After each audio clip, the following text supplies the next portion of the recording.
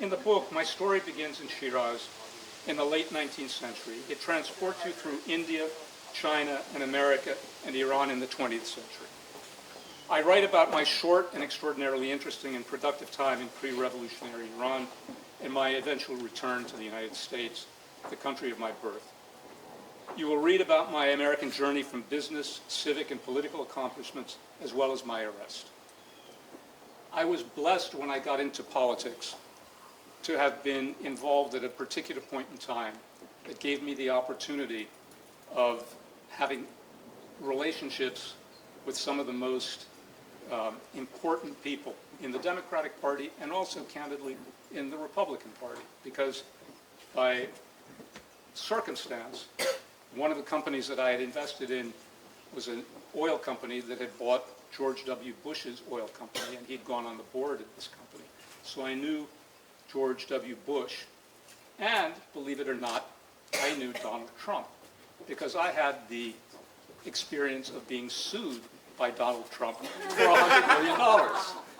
Haven't we all? So, you know, it's not exactly exclusive company, is all I can say.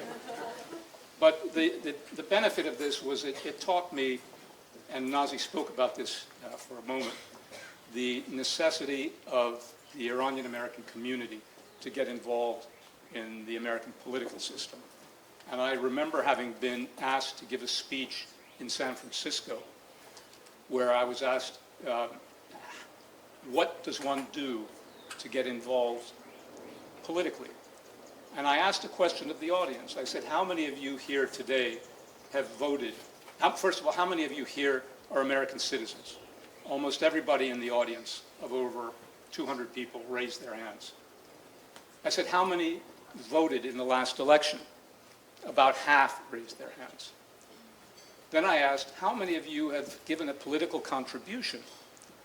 Hassan, you would be interested in this. It was less than 10%. I said, if Iranian Americans wish to get their voice heard, the unfortunate, dirty secret of American politics is you have to organize yourself, and if you have enough votes in a particular state that is important, such as Florida with the Cuban American community, you can have an influence. If not, you need to use your financial resources to make a difference. And that's what the Jewish American community did. That's what the Cuban American community did. And so as a consequence, we established IAPAC back in, as Nazee said, 2002, with the express mission of engaging people. There are people such as Babak, who was involved as a board member and then as a head of IAPAC. And many of the people that are here this evening also were members of the board and supportive of IAPAC over the years.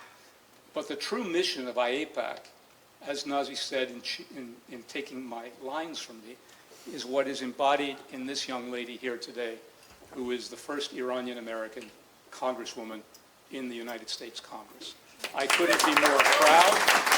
I couldn't be more thankful that this mission, however long it took and however difficult it was to get to this point, has actually succeeded.